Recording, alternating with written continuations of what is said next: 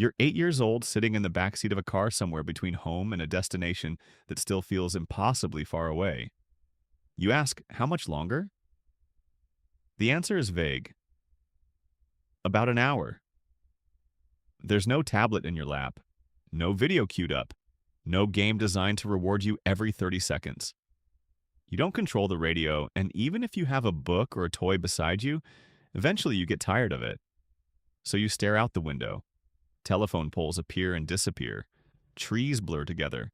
You count red cars. You invent stories about the people living in the houses along the highway. You turn your reflection in the glass into a character who seems to jump over fences and rooftops as the car moves. Nothing was offered to you, so your mind began offering something to itself. Now imagine a different scene. You're an adult standing in line at a coffee shop. The wait will probably last 3 minutes. Before you consciously register boredom, your hand has already reached for your phone. You open one app, close it, open another, read half a headline, watch 6 seconds of a video, check a message you already checked 10 minutes ago. You weren't looking for anything specific. An empty moment appeared and the phone filled it. This is where the familiar generational story usually begins. People say children used to know how to entertain themselves. They say Generation X was more independent, more creative, tougher, less needy. They talk about riding bikes until the streetlights came on, walking home from school alone, drinking from the garden hose, waiting an entire week for the next episode of a television show, spending summer afternoons outside with no adults organizing every minute. And some of that memory is real, but nostalgia often mistakes the visible details for the psychological mechanism underneath them. Maybe the important thing wasn't that Gen X grew up without smartphones. Maybe it was that many of them repeatedly faced moments with no instructions, no immediate entertainment, and no guaranteed reward. They had to produce a direction from the inside. That is a very specific mental skill, and it may be disappearing from daily life, not because smartphones destroyed the brain, and not because younger generations are inferior, but because the conditions that once trained this skill have become much less common. The real opposite of smartphone dependence is not discipline. It isn't productivity. It isn't rejecting technology. It is the ability to remain in an empty moment long enough for your own mind to decide what happens next. Think about a child coming home from school in the 1980s. Homework is finished. The afternoon is still long. There is no customized stream of content waiting. Television offers whatever happens to be on, not whatever the child wants at that exact moment. The child says, "I'm bored." The adult might respond, "Then find something to do." Today, that answer can sound dismissive, and sometimes it was. But psychologically, something important happened after the complaint.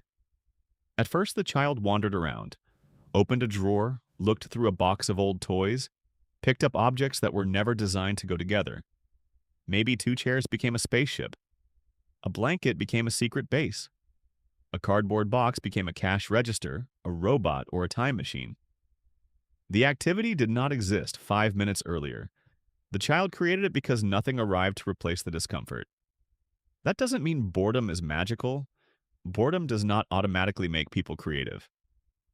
Usually, boredom first produces irritation, restlessness, the desire to escape, the feeling that something should be happening but isn't. Creativity may come later. The crucial ability is not enjoying boredom. It is tolerating the first uncomfortable phase without immediately eliminating it. Imagine 3 children stuck indoors during a rainy afternoon. At first, they complain. There's nothing to do. They argue. They bother each other. Someone suggests a game, and someone else rejects it. For several minutes, nothing works. Then one of them drags a chair across the room. Another finds a blanket. Soon the living room becomes a fort. The fort needs rules. The rules become a story. The story becomes an entire world. The important moment was not the fort. The important moment was everything that happened before the fort. The frustration, the uncertainty, the failed ideas, and the absence of an adult rushing in with a complete activity. The children cross the gap between nothing is happening and we can make something happen. Do that enough times, and the mind begins to learn a lesson. An empty moment is not an emergency. Confusion is not the end of the process. Discomfort can change through action. This lesson extends far beyond play. A child who repeatedly invents something to do is practicing self-directed attention. Instead of waiting for the environment to announce what matters, the child looks around, chooses a target, and gives it meaning. A stick becomes a sword because the child decides it is a sword. A patch of dirt becomes a racetrack because someone draws lines in it. A walk through the neighborhood becomes a mission because the children invent a destination. The environment is not constantly capturing their attention. They are learning to aim it. That distinction becomes important later in life. Attention can be pulled, or it can be directed. Most digital platforms are extremely good at pulling it. They provide novelty before you have time to feel the absence of novelty. They present the next image, the next sound, the next opinion, and the next emotional reaction. Self-directed attention works differently. It begins with a quieter question. What do I want to do at this moment? For many people, that question has become surprisingly difficult, but boredom was only one part of the training. The deeper lesson came from small problems that had no immediate answer. A bicycle chain slips off. A toy stops working. A group of kids can't agree on the rules of a game. Someone gets lost a few blocks from home. A television antenna needs to be adjusted. A cassette tape gets tangled. A homemade ramp collapses. A friend gets angry and walks away. Today, many of these problems can be solved with a search, a tutorial, a map, a message, or a call. That access is valuable. But when the answer is always available immediately, something subtle can happen. The answer may arrive before curiosity begins. Picture a child looking at a bicycle with the chain hanging loose. The child turns the bike upside down, spins the pedal, touches the greasy chain, tries to understand how the parts connect. The first attempt fails, so does the second. Eventually, the child may ask an adult for help, but before asking, the child has already formed a relationship with the problem. I don't know how this works, but maybe I can figure out part of it. That thought is the foundation of self-efficacy. Self-efficacy is not the belief that you will always succeed. It is the belief that your actions can influence what happens next. It is the difference between seeing a difficulty and thinking, I'm helpless, and seeing the same difficulty and thinking, let me try something. That confidence is rarely built through compliments alone. Telling a child, you're smart, may feel good, but practical confidence usually grows from evidence. You tried, you failed, you adjusted. You noticed something, you tried again.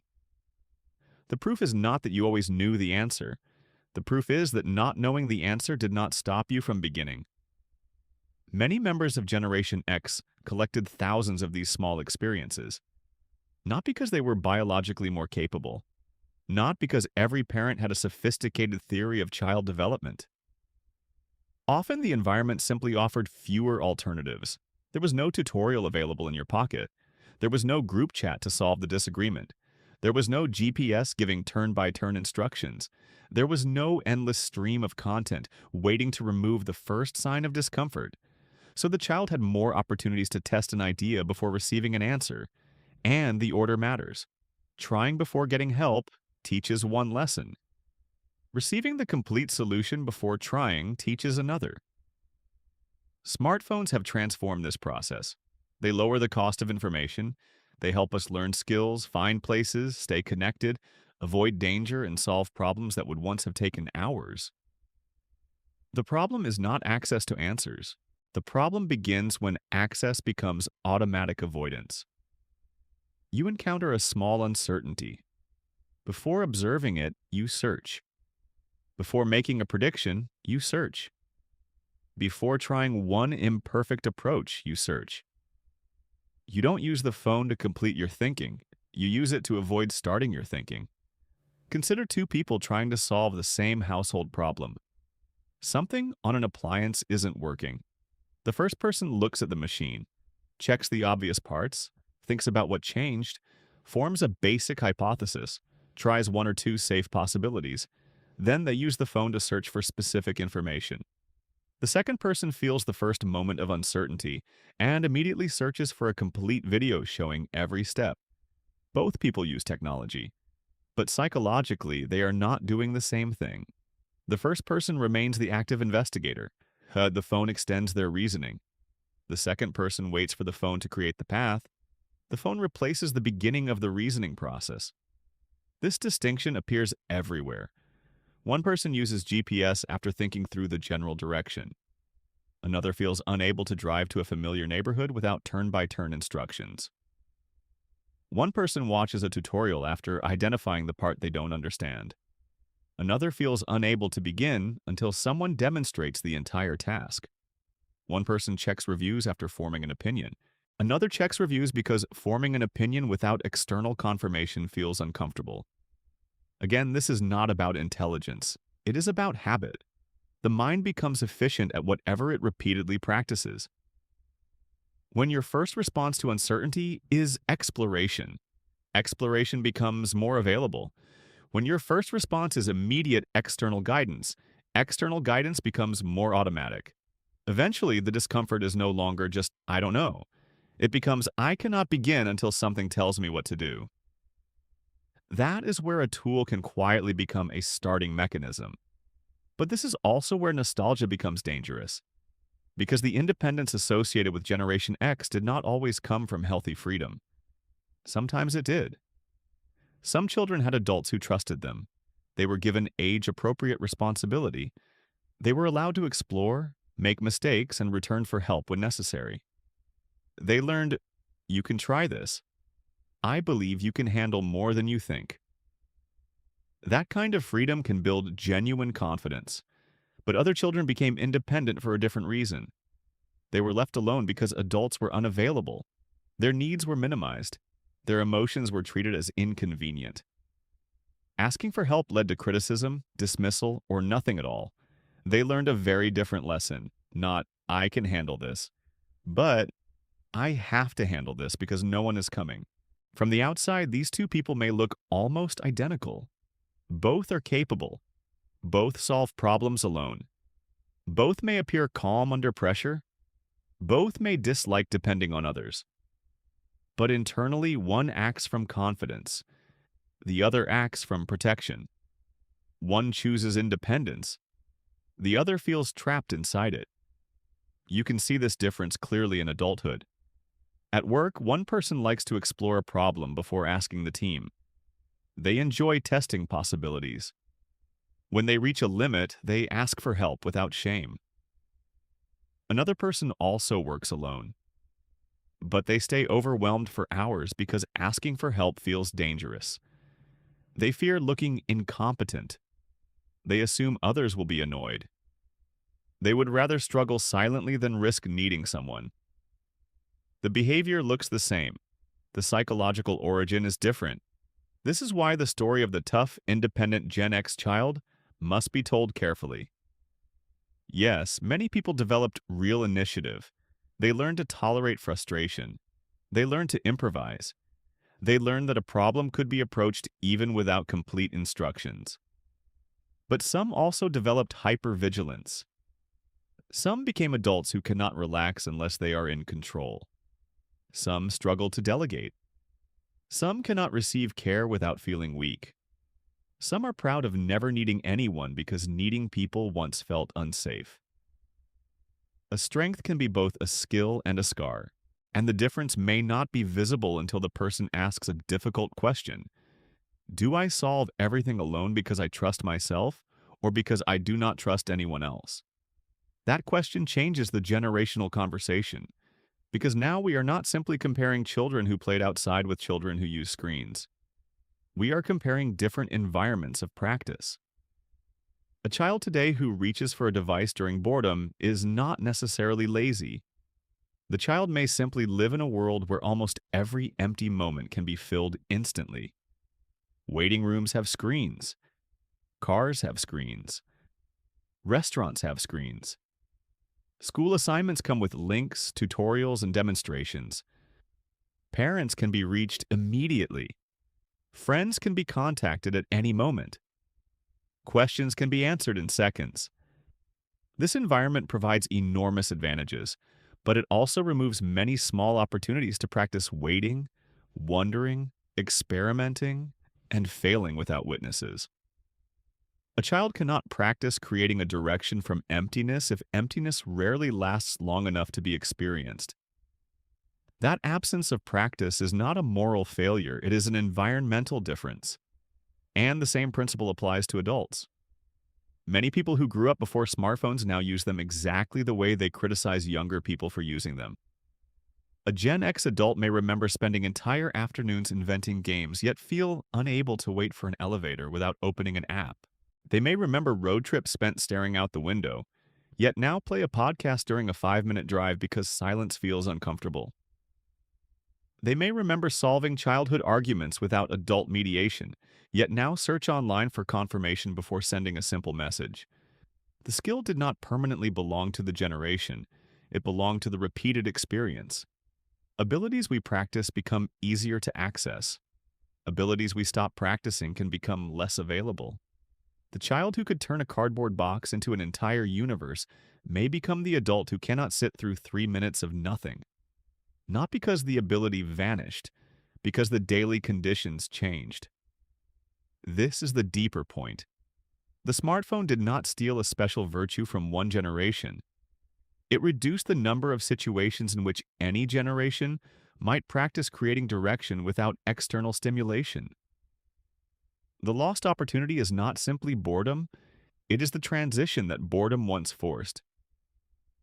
I don't know what to do. Then, after some discomfort, maybe I can think of something. That transition is small, but it contains several psychological skills at once. Tolerance for uncertainty, emotional regulation, delayed reward, self-directed attention, curiosity, experimentation, and the belief that your actions can change your experience. When that transition happens repeatedly, it can become part of your identity. You begin to think of yourself as someone who figures things out, someone who can start before feeling completely ready, someone who can act without immediate approval, someone who does not collapse when the instructions are incomplete. But identity can form in two directions. I can figure things out creates flexibility. I must figure everything out alone creates pressure. One allows help. The other interprets help as failure. One sees independence as a capacity. The other sees it as a requirement. The healthiest version of autonomy is not refusing support. It is being able to begin without support while still knowing you are allowed to seek it. So perhaps the real question is not whether you depend too much on your phone. The better question is what happens inside you during the seconds before you reach for it. Are you making a deliberate choice? Or are you escaping a feeling? Are you searching because information will genuinely help? Or because uncertainty has become intolerable? Are you opening an app because you want something? Or because you cannot remain in a moment that asks nothing of you? The phone often functions as a mirror. It reveals how quickly we try to remove internal discomfort. Boredom appears and we cover it. Confusion appears and we search. Loneliness appears and we scroll. Self-doubt appears and we look for validation. The device is not creating every feeling. Often it is preventing us from discovering what the feeling might have produced.